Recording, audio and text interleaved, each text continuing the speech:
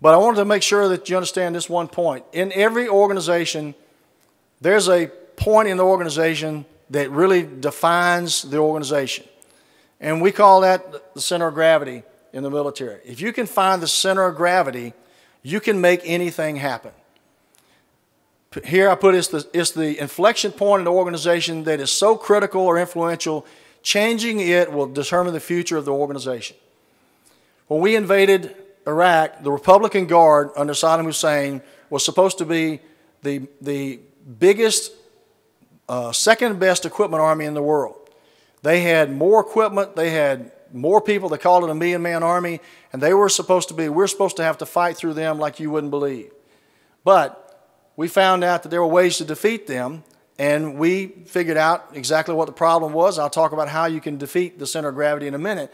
But once we got that defeated, the rest of the armies retreated so fast that we were able to win without any casualties on my team. Now, when you start looking at programs in the state and you start talking about what center of gravities we're looking for, I was talking to another state not long ago, and we were talking about math comprehension levels. And they said, our high school people just can't do the math. And I said, well, what's the problem? And they said, well, I guess they get to this point and they don't understand. And I said, well, where did they start not understanding?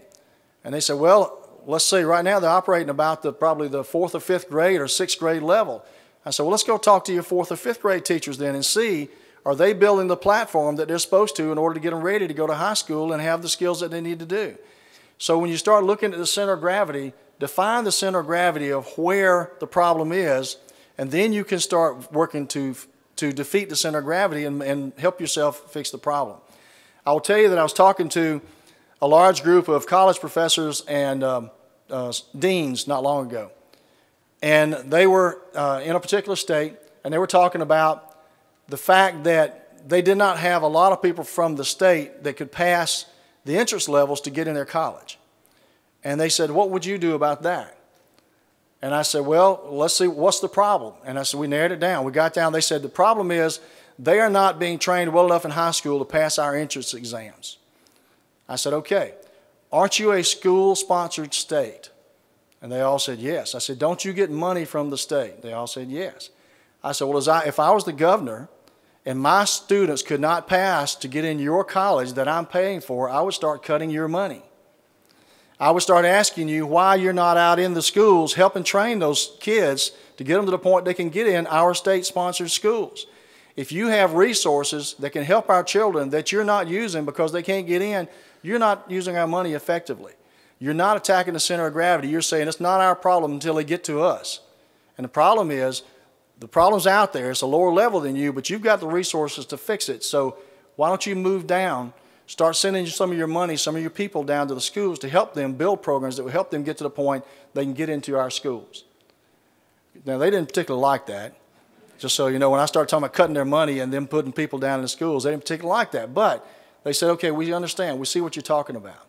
So what is your center of gravity, your cog, in your school system? You know, what is it? Now, I'll tell you that, and again, in some places I go, very clearly the center of gravity of the school system is the football team.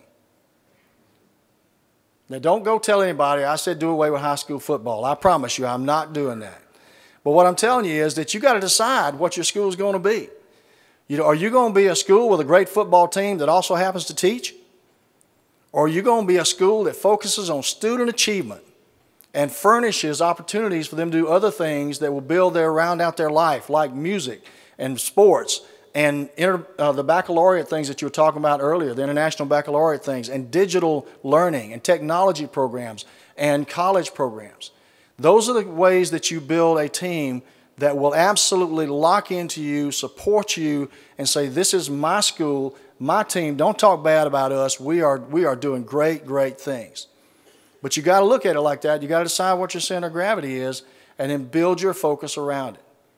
And that's something, again, that people have a hard time because it gets to be real emotional when you start saying, you know what, we really got to change the way that we're doing this. And part of some of the changes, too, that I talked about is how to defeat that center of gravity problem. When we found out the Republican Guard was going to be the biggest problem we were going to face when we invaded Iraq, again, when we started looking at the plan of how to defeat them, I had 200 tubes of artillery, And we could have fired those across the front and spread out, and we'd have done damage, but we would not have defeated the Republican Army.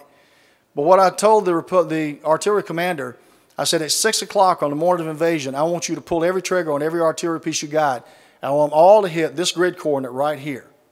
And I want you, by doing that, you're going to blow a hole big enough in those obstacles that I can start driving tanks through to the other side. And then every 2 minutes, I want you to pull the trigger again, and I want you to walk them out 5 meters.